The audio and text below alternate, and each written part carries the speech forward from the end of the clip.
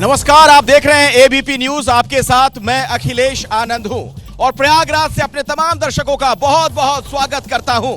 प्रयागराज की जनता मेरे साथ यहां पर मौजूद है।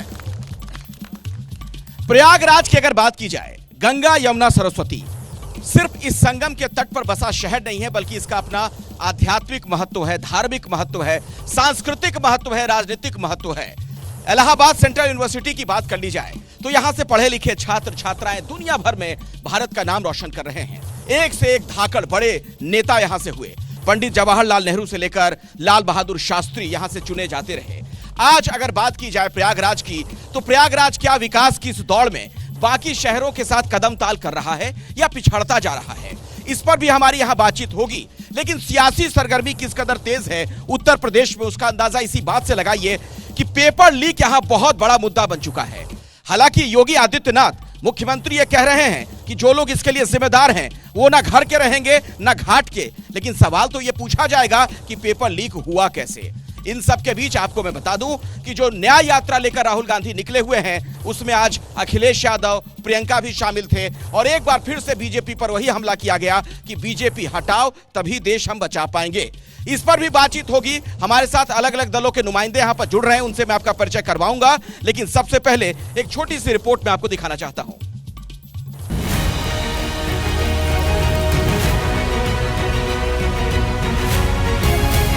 पहले दिन से हम लोगों ने तय किया है कि युवाओं के जीवन और उनके भविष्य के साथ जो खिलवाड़ करेगा, हम लोग भी जीरो टॉलरेंस की नीति को अपना करके उन तत्वों से उतनी ही सख्ती और कठोरतम तरीके से निपटने का काम करेंगे जो हमारे युवाओं के भविष्य के साथ खिलवाड़ करने का दुस्साहस करेगा।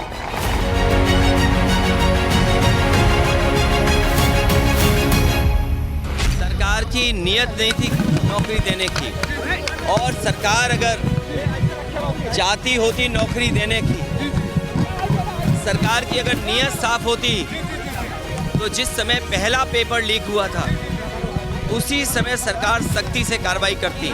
इससे जुड़े हुए 2.5 करोड़ परिवार के लोग हैं जिनके साथ बीजेपी ने धोखा किया है।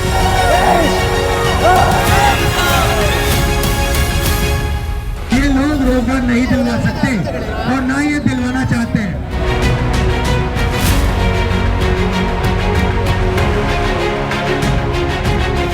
अखिलेश जी इस बात के ऊपर बोल रहे हैं जिसकी सरकार के अंदर हमेशा षड्यंत्र होते थे। पेपर लीक इसलिए नहीं होते थे कि पेपर पहले आउट हो जाते थे, और बाहर से परीक्षाएं होती थी, बाहर से एग्जाम होते थे। एक तो पूरी क्लास में बोल करके तब नकलें हुआ करती थी।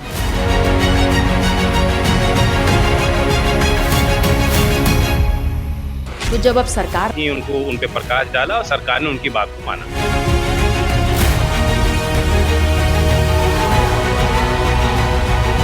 राहुल जी के द्वारा ये मुद्दा उठाया गया, इस कारण से उत्तर प्रदेश सरकार बैकफुट पे आई और इस परीक्षा को रद्द किया। क्या मोदी जी, योगी जी ब्रजेश पाल के घर जाएंगे? क्या जिन लोगों ने इसमें उनका हाथ रहा, जिन लोगों ने इसमें ये योगदान दिया है, इस परीक्षा को लीक कराया है, क्या उनके घरों पर बुलडोजर योगी जी चलाएंगे?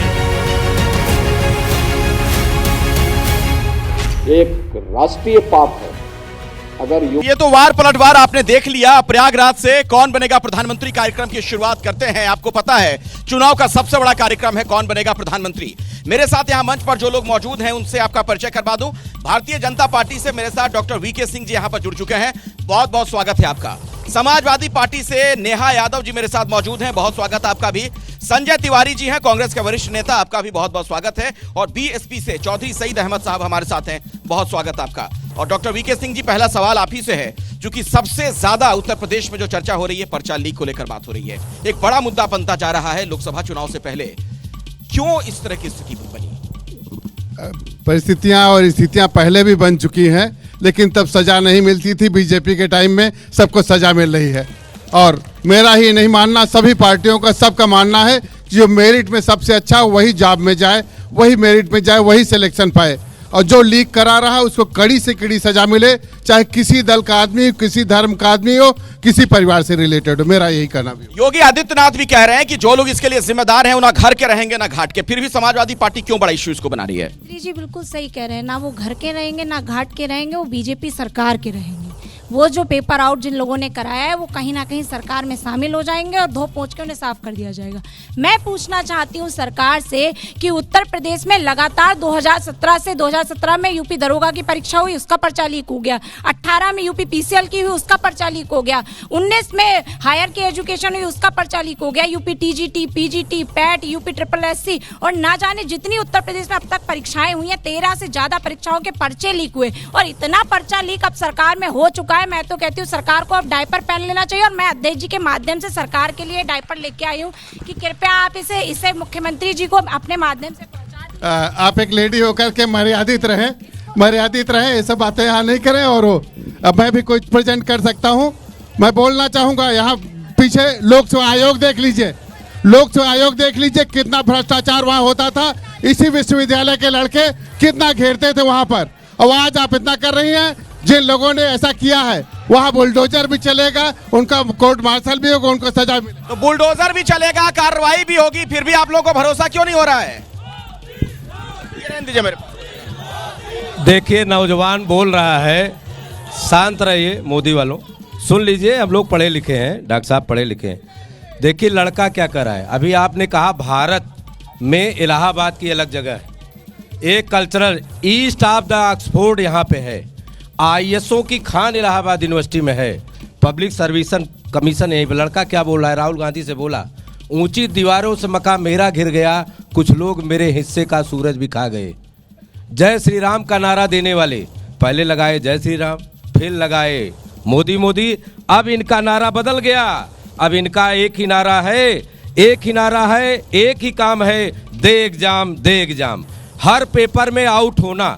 अगर आपकी मैं बता रहा हूँ, एक बात बताइए, सुनिए, आप तो छात्र संघ के अध्यक्ष भी रहे हैं। राजस्थान में भी पेपर लीक हुआ था, वहां भी एक बहुत बड़ा मुद्दा बना था चुनाव से पहले और बहुत बड़ा झटका आप लोगों को लगा था। सही कहा आपने। और राजस्थान में किस तरह से मोदी जी चिल्ला रहे थे, किस तरह से योगी जी चिल्ला के वहां से आए थे, तो क्या उससे सबक लेकर यहाँ काम किए?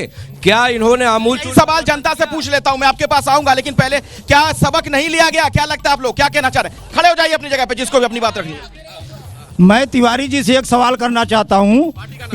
हाँ, ये कांग्रेस के नेता हैं तिवारी जी।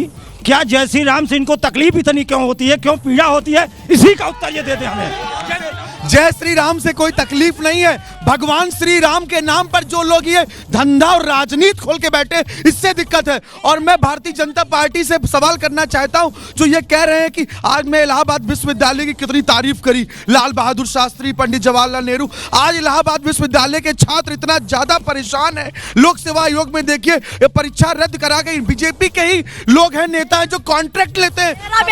मेरा बेटा पेपर दिया है, पेपर लीक हो गया, हम मजदूर करके अपने बच्चों को पढ़ाएं कैसे? न जानी कितनी माँ के आंसू बहती होगी। उस माँ से जाके पूछा बीजेपी वालों। तो एग्जाम कैंसिल किया तो गया उसको कि पेपर लीक हुआ तो दोबारा से करवाते हैं? अरे वो दोबारा से करा तो देंगे, लेकिन पहले करा, चुनाव को पहले क्यों इतना टाल रहे? वोट के लिए। मैं एक बात कहना चाहूंगी, जब उनका राज था अखिलेश जी का, तो अखिलेश जी के समय में जब बेसिक शिक्षा की महिलाओं को भर्ती की गई थी या शिक्षकों की भर्ती हुई थी, वहाँ गांव में जाकर के पूछ लीजिए, कोई भी हमारे मुख्यमंत्री का नाम नहीं बता पाते थे, प्रधानमंत्री का नाम नहीं बताते। वो उनकी नियुक्तियां कैसे हुई, इसके बारे में क्या इधर बहुत लोग बहुत कुछ कहना चाह रहे हैं, फटाफट बोले। भाई साहब, प्रधानमंत्री इनके दल का कौन होगा यही बता दें। कौन बनेगा प्रधानमंत्री? भाई साहब, मैं नेहा यादव से पूछना चाहता, पार्टी का नाम लेके आप लोग बोलिए। जी, सपा की पार्टी में पूछना चाहता हूं। अनिल यादव चेयरमैन थे, उस समय फोटो मंगाई जाती थी नकल कराने के लिए, 25 लाख 30 लाख रुपया ले करके, और उस समय कोडिंग थी एग्जाम में, लेकिन फोटो से चिन्हित करके 25 लाख रुपया उसका अगर सामने आ जाता था, 25 लाख रहकर भर्ती किया। और सपा के जमाने में बहुत हुआ ये सब। हाँ, इसीलिए सारा पेपर लीक कराया जा रहा। मैं वो कहना चाहूंगा कि रोजगार मंगबे तो बाबा का डंडा तैयार बा, अब पेपर कितना हो तो हमारा लीकेज दमदार बा। ये लीकेज अभी ऐसे सपा बसपा के लोग हैं, कच्चा आठ के ऐसे पास के लोक सेवा अध्यक्ष बनाए थे। एक एक करके बोलिए। अभी ये जो बोलने वाले सपा बसपा कांग्रेस के लोग हैं, इनसे पूछिए भी कच्चा 8 पास उसको लोक सेवा आयोग के अध्यक्ष को अनिल जी को बनाए थे। उन्होंने महिलाओं के नाम पे पुरुषों को वो किया। शिक्षा के ये सबसे बड़े माफिया भ्रष्टाचारी हैं ये लोग। शिक्षा माफिया समाजवादी पार्टी के जमाने में खूब सक्रिय थे, ये कह रहे हैं। आप ये छोड़िए। देखिए, पेपर बिल्कुल लीक नहीं होना चाहिए था, पहले भी आज भी। अगर योगी जी ने परीक्षा फिर से करा रहे हैं और कह रहे कार्रवाई करेंगे, बुलडोजर चलाएंगे, निश्चित कार्रवाई योगी जो कहते हैं वो करते हैं। मैं समझता हूँ योगी जी का निर्णय बहुत अच्छा है और फिर से परीक्षा होनी चाहिए। मेरा कहना यह है कि देखिए, ये कार्यक्रम है कौन बनेगा प्रधानमंत्री। प्रधानमंत्री जी की यदि बात करते हैं तो उन्होंने ऐसे ऐसे ऐतिहासिक काम किए हैं जो अभी कभी जो है 70 साल में नहीं हुए। धारा 370 हटा दी गई, राम मंदिर का निर्माण 500 साल पुराना था वो करा दिया गया। ये कोई नहीं कर सकता है, ये भारतवर्ष में सिर्फ और सिर्फ प्रधानमंत्री मोदी जी की जो है ये कर सकते हैं और कोई नहीं कर सकता है। प्रधानमंत्री मोदी ने जो काम किया है देश को पूरे विश्व पटल पे ले जाके खड़ा कर। जो इस समय पेपर लीक होना मतलब गरीब परिवार का अरमान का लीक होना है। ये पेपर लीक होना इस समय युवाओं का सरकार की वीक होने की निशानी है। पेपर लीक होना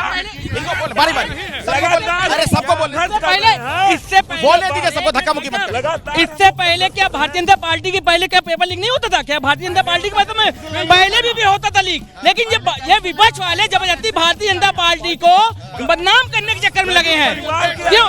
ये कह रहे हैं कि पेपर पहले भी लीक होता था लेकिन इस बार कैंसिल किया गया, दोबारा से करवाया जा रहा है। पहले के जमाने में पेपर लीक होते थे, कैंसिल भी नहीं करते थे परीक्षा। एक मिनट आता हूं आपके पास, जरा ये बोल नहीं पाए बीएसपी के नेता। हाँ, देखिए, मैं नेहा यादव की उस बात का समर्थन करता हूं कि वो सरकार का हिस्सा हो जाएंगे।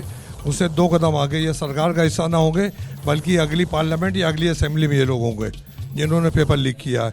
ये एक बड़ा भारी मजाक किया गया है और इस मजाक को अगर टाल दिया गया तो इसमें कोई शक नहीं है कि भारतीय जनता पार्टी को इसको बड़ा खामियाजा भुगतना पड़ेगा। आप वैसे किसके साथ रहिएगा इस बार चुनाव में, बीएसपी या जो इंडी गठबंधन बन रहा है इधर, इंडिया गठबंधन? हम चुनाव लड़ रहे हैं, पूरे देश में चुनाव लड़ रहे हैं। तो बहन जी कहाँ हैं? बहन जी कहाँ हैं? बहन जी किसके साथ रहेंगी इस बार? जो जिसको पीछे रहना हो रहेगा, बहन जी आगे रहेंगी। बहन जी आगे रहेंगी मतलब बाकी पार्टियां उनके पीछे, प्रधानमंत्री वही बनेंगी? इसको हाँ प्रधानमंत्री भाई लीजिए, और कौन ऑप्शन क्या है? देश का प्रधानमंत्री हमको ये बता दे, देश का प्रधानमंत्री क्या? कोई भी हो सकता है, कोई भी हो सकता है, किसी भी जाति किसी भी मजहब का हो सकता है, लेकिन कैसे आंकड़ों का गणित भी तो होना चाहिए। बहुत लोग चाह रहे हैं कि बुखारी साहब को प्रधानमंत्री बना दीजिए, ओवैसी साहब को बना दीजिए। ये देश नहीं खत्म करेगा, लेकिन क्या बहन मायावती को नहीं खत्म करेगा? मायावती को भी खत्म करेगा।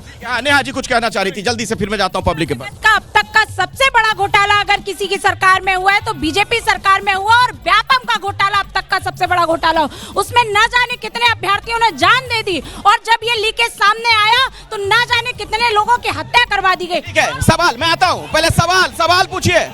सवाल किसी के पास हो तो सवाल। एक मिनट, आप लोग बोल चुके, बारी बारी।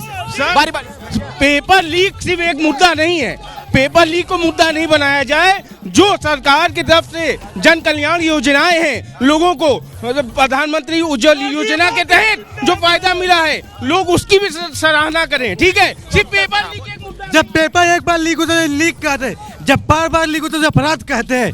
और देखिए, एक मिनट देखिए सर, 50 लाख मत करिए यार। बोले 50 लाख छात्रों ने फॉर्म भरा, ठीक है, उस फॉर्म का पैसा भारतीय जनता पार्टी अपने चुनावी फंड के लिए इस्तेमाल करेगी चुनाव में। ये भारतीय जनता पार्टी छात्रों घोटाले की बात कर रहे हैं, जो घोटाले की बात कर रहे हैं वो टोटी चोर बात कर रहे हैं। ये टोटी चोर बात करेंगे, ये जो टोटी चोर कह रहे हैं घोटाले की बात करेंगे। महिलाओं को जरा मैं पहले, जितनी भी महिलाएं यहाँ पर उनको जरा बारी बारी से एक बार बोल लेने दीजिए। कुछ कहना चाह रही थी आप, बोलिए। ये कह रहे हैं कि जो पेपर लीक का मामला है ये जो है तो बहुत ज़्यादा ही हो रहा है, उसको रोक लगनी चाहिए, बिल्कुल रोक लगनी चाहिए। हमारा कहना है कि युवा आज यहाँ इलाहाबाद में आता है, इकट्ठा होता है, यहाँ सिविल की तैयारियां करता है, लेकिन यहाँ पे प्राइवेट सेक्टर की कंपनियां आ नहीं रही हैं। तो भारतीय जनता पार्टी या कोई भी सरकार का ये जिम्मेदार हो, मतलब जिम्मेदार प्राइवेट सेक्टर भी आए यहाँ पर। हाँ देखिए, सबसे पहले मैं सबसे कहना चाहती हूँ शांत हो जाएं, तभी एक दूसरे को सुन पाएंगे। बोलिए अपनी बात।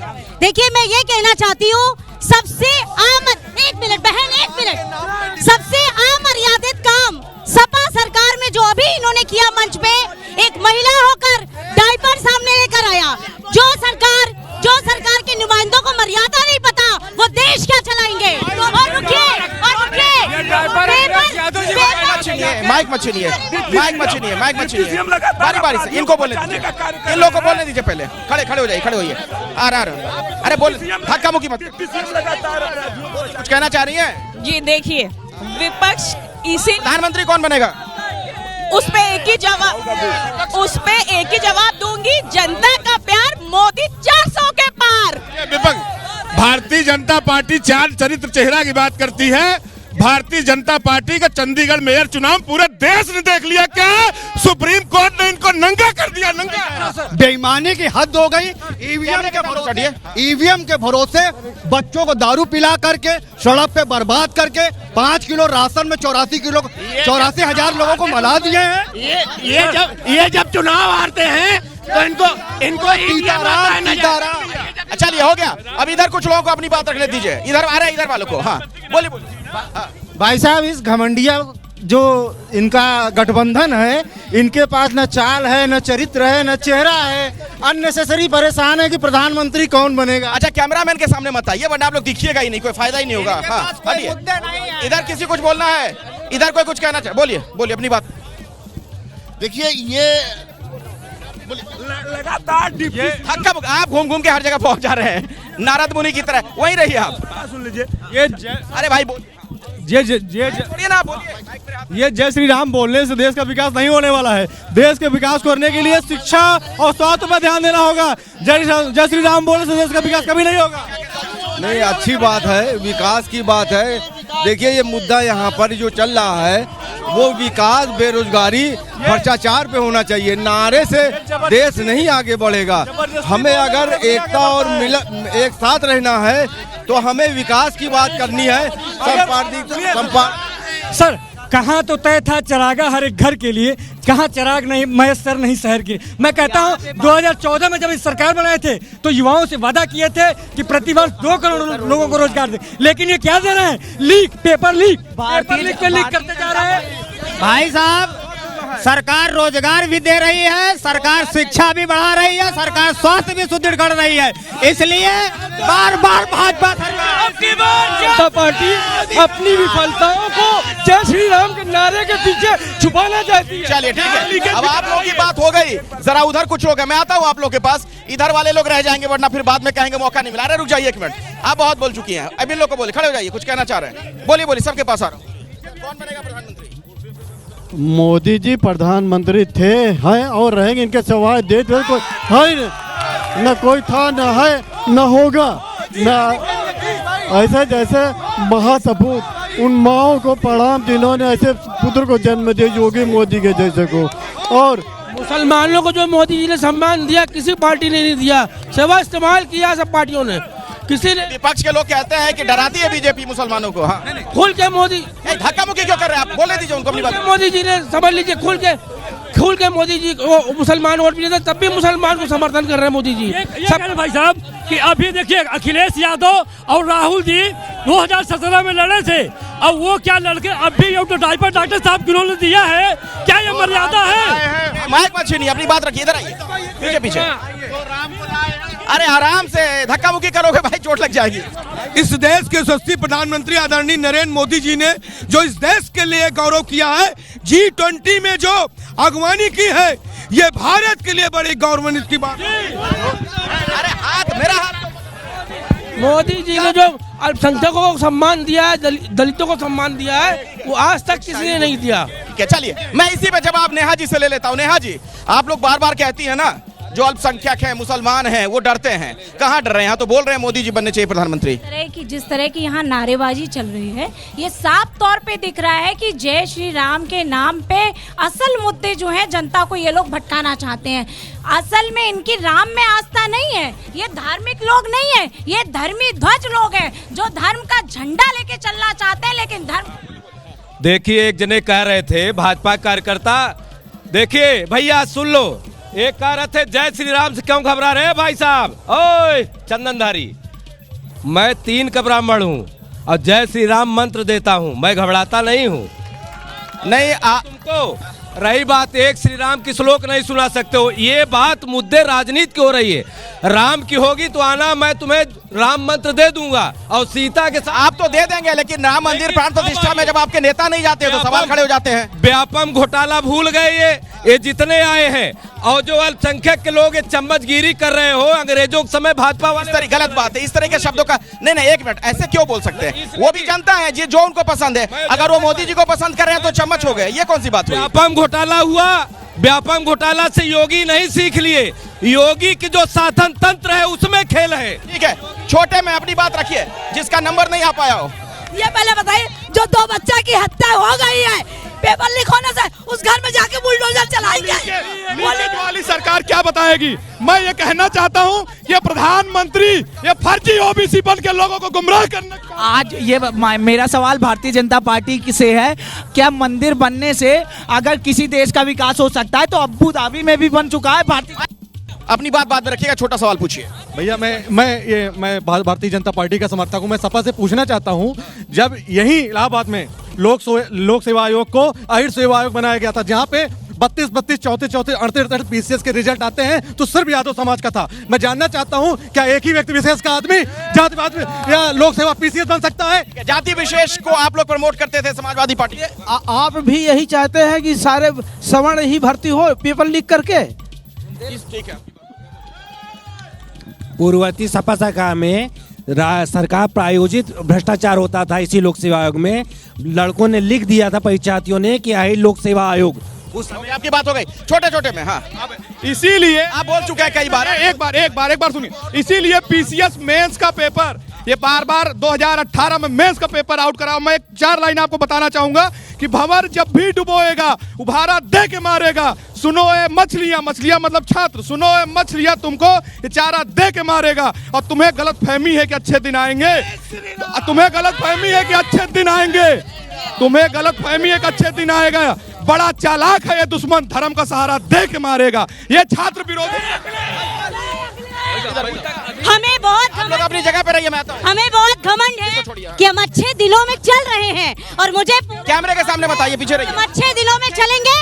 सुनिए मेरा सवाल, सपा सरकार जो कह रही है उसके कार्यकाल में सारे जो पुरस्कार आज धक्का मुक्की मत करिए यार, सभी को बोलने दीजिए, अपनी बात रखने दीजिए। देखिए, भारतीय जनता पार्टी का जो संस्कार है उसको इस देश की पूरी जनता ने स्वीकार कर लिया है, और समाजवादी पार्टी या अन्य पार्टियों के विपरीत में कुछ नहीं कहना चाहता। राजनीति में सबको अपनी बात कहने का। बहुत अच्छी बात है, बहुत। उनको बोलने दीजिए। अरे और लोग, अरे बोलने दीजिए सभी लोगों को। आज 1 मिनट रुक जाइए, उनको बोलने। अरे भैया माइक मत छीनो मुझे अपने। हाँ चलो। देखिए, मेरा कहना है, आपका ये प्रोग्राम है कौन बने प्रधानमंत्री, इसको उस पर केंद्रित करिए। जो दूसरी बात बताइए ना, फिर आप बोलिए, आप अपना क्या कहना चाह रहे हैं, बोलिए। मेरा ये कहना है, इस देश के अंदर स्थायित्व, विकास और जो तरीके से देश चलाने का तरीका है, इसको आप देखिए, और हुल्लड़बाजी से कुछ काम करना नहीं है। जो देश आंदोलन के पूरे विश्व में जो छवि बना चल रहा है, जय श्री राम इनका नारा है, लेकिन पेपर लीक कराना इनका काम है। पेपर लीक हुआ कि इनके सांसदों ने मुद्दा उठाया लोकसभा में, इनके विधायकों ने। एक मिनट, जिस प्रकार अल्पसंख्यक समाज के लिए मोदी योगी जी ने कार्य किया है, आज तक कोई कार्यकर्ता कार्य नहीं किया, कोई सरकार ने कार्य नहीं किया। मैं बता रहा हूँ। ठीक है, आप लोगों के पास आता हूँ। 1 मिनट, समाजवादी पार्टी से सवाल पहले पूछ लेता हूँ। आप लोगों पर आरोप ये लग रहा है, सुन तो लीजिए, पेपर लीक आप लोग बहुत कह रही हैं। वहां से कुछ लोग कह रहे हैं कि आप लोग के जमाने में सिर्फ जाति विशेष के लोगों को तरजीह देते थे आप लोग। ये एक पूरी तरह से झूठ है। मुख्यमंत्री ने स्वयं सदन में झूठ बोला। 46 में 56 यादव एसडीएम भ्रामक खबर फैलाई। आरएसएस की ऑफिशियल वेबसाइट पे झूठी खबर चली, और इसका मैं खंडन इससे करती हूँ। कभी हाल ही में यूपी पीसीएस का जब रिजल्ट आया था तो मुख्यमंत्री जी के सजातीय 196 लोगों का सिलेक्शन हुआ था, उस पर जवाब दे। और दूसरी बात, अभी मेरी महिला बहन, मेरी बहन है, उन्होंने कहा कि महिलाओं पे, अरे भाई, जो भारतीय जनता पार्टी की सरकार में महिलाओं की साड़ी खींची जाती हो केवल चुनाव जीतने के लिए, और ये बीजेपी के 3 बलात्कारी, ये जो कार्यकर्ता, इनके घर पे बुलडोजर कब चलेगा? जवाब ले लेता हूँ, बताइए, जवाब दीजिए। किस विषय पूछना? वो आपसे जो पूछ रही हैं, आप कह रही हैं कि कब मिलेगी सजाएं? सबको सजा मिल चुकी, सब जेलों में है। जेल में है, ये तो जेल में है। इनके बुलडोजर कब चलाएंगे इनके? अरे तो जेल में है, बुलडोजर भी चलेगा, आप जब बोलेंगे अभी चलेगा। अभी रात में चलवाइए। अभी आपके बहुत से पार्टी के लोग भी फंस जाएंगे। करिए, हम तो कहते हैं करेंगे। ठीक है हाँ, आपस में झगड़ा मत करिए, अपनी अपनी बात रखिए। अच्छा ये बताइए एक सवाल जो मैं हर जगह पूछता हूँ, कौन बनेगा प्रधानमंत्री आपके हिसाब से? कौन बनना चाहिए प्रधानमंत्री? कौन बनेगा प्रधानमंत्री? चलिए पीछे पीछे पीछे चलिए, पीछे चलिए ना, पीछे चलिए। एक मिनट, ये ऐसे लोग हैं भ्रष्टाचारी हैं, इनका सफाई का विकास नहीं हो पा रहा है, इसलिए ये सब परेशान है। सरकार ने पीछे चलिए, पीछे चलिए, चोट लग जाएगी किसी को। चलिए पीछे चलिए। इस सरकार ने देखिए जो भी योजनाएं आई हैं वो सारी योजनाएं जो व्यक्ति के अंतिम पायदान तक पहुंची हैं, डायरेक्ट बेनिफिट ट्रांसफर के माध्यम से, ठीक है, डीबीटी के माध्यम से उज्ज्वला योजना है। मंच से नीचे उतरिए, मंच से नीचे उतरिए। आप प्रधानमंत्री के इशू पर हम लोग बात कर रहे हैं। बोलिए अपनी बात रखिए सर। कह रहा हूँ देश का प्रधानमंत्री दलित बनेगा। अगर दलित पे सहमति नहीं बनी तो समझ लीजिए भारतीय जनता पार्टी का सुबह साफ हो जाए। हाँ क्या कहना चाहते हैं? आज तक मुसलमानों के साथ कुछ अच्छा नहीं किया। ये तीनों लोग सिर्फ मुसलमान के नाम पे टोपी पहने और मुसलमान को हमेशा टोपी पहनाने का काम किया इन्होंने, और जो टोपी नहीं पहना वो हमेशा अच्छा काम किया है। मैं तपन नेत्री पे, उनको आने दीजिए इधर, चलिए। मैं तपन नेत्री पे प्रवक्ता से एक सवाल पूछना चाहता हूँ कि हमेशा अल्पसंख्यक पसमानदा समाज का वोट लिया, अखिलेश जी ने, लेकिन सन 2024 के चुनाव में मुस्लिम समाज को एक भी टिकट नहीं दिया। धक्का मुक्की मत करिए, इनको अपनी बात। सर मैं अरे धक्का मत दो यार। मैं एक इलाहाबाद की समस्या पे आपको अवगत कराना चाहता हूँ। इलाहाबाद के जो पुराने संस्थान थे, जो इलाहाबाद के गौरव और जो संस्थान थे, उनको इलाहाबाद से हटाया जा रहा है। जैसे पुलिस मुख्यालय, शिक्षा निदेशालय, एजी ऑफिस, उनको जो है यहाँ से जानबूझ के शिफ्ट किया जा रहा है, जिसको रोका जाना चाहिए। ये मैं अपनी मांग। चलिए नीचे मंच से नीचे चलिए, मंच से नीचे जाइए। नहीं ऐसे बात नहीं होगी, आप मंच से नीचे आइए, आप मंच से नीचे आइए। आप हमारे सवाल हमारे प्रतिनिधि भाजपा के जो यहाँ पर मौजूद है, सवाल पूछिए ना, बोलिए। अरे सवाल है, आज पेपर लीक है, 17 पेपर लीक हो गया। किसी विधायक सांसद ने मुद्दा उठाया लोकसभा में, 400% फीस वृद्धि हुई। हाँ 400% फीस वृद्धि हुई इलाहाबाद विश्वविद्यालय में, किसी ने मुद्दा उठाया विधानसभा लोकसभा में? मुद्दा हमारे नेता अखिलेश यादव जी ने उठाया। सर एक चीज पूछ रहे हैं, प्रधानमंत्री बनवा रहे हैं, इनसे पूछिए कि आपका प्रधानमंत्री कैंडिडेट कौन है, प्रधानमंत्री कौन है? अच्छा अगर आप लोग थोड़ा पीछे चलिएगा तो मैं वहां जा पाऊंगा, मुझे उन लोगों से भी बात करनी है जो पीछे हैं। आप थोड़ा, आप लोग अगर हटिए आगे तो मैं जरा उनसे बात करना चाहता हूँ, थोड़ी जगह दीजिए आराम से। आप लोग प्रयागराज के अच्छे लोग हैं, चलिए पीछे चलिए। धक्का मुक्की मत करिए, बारी बारी से बात रखिए। काशी विश्वनाथ कॉरिडोर बनने से रिलीजन टूरिज्म बढ़ा। देखिए हम सारे लोग एक होकर इस बार बहुजन समाज पार्टी के लोग बहन मायावती जी को प्रधानमंत्री बनाना चाहते हैं, और इस बार बहन जी चलिए पीछे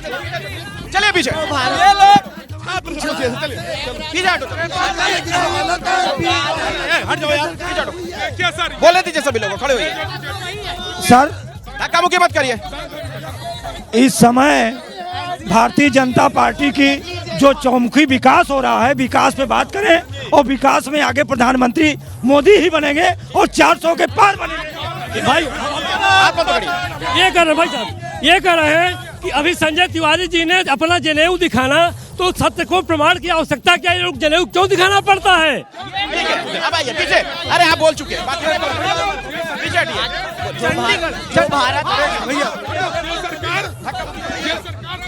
अरे धक्का मुक्की क्यों कर रहे हो यार?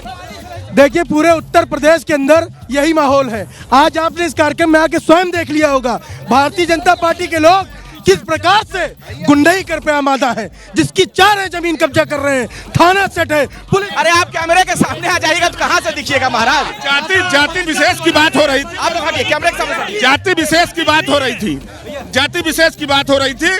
मैं पूछना चाहता हूँ कि लोक सेवा आयोग की योगी सरकार में 5 साल जांच कराई, सीबीआई जांच, एक पन्ने की चार्जशीट आज तक सीबीआई दाखिल नहीं कर पाई। कैसे बोले पेपर नहीं लिखे तो कैसे लिख हुआ पेपर? अभी बोले कैसे पेपर नहीं ये सरकार जो दिख जाने दो, बेचारा हाइट वैसे ही छोटी है इसकी, दबा दोगे सब मिलके। ये सरकार जो परिवार का विरोधी, परिवारवाद का विरोधी है तो शासन क्यों बाल नहीं बहाल कर रही है? क्यों चाहिए हो कि सरकार नहीं चाहती?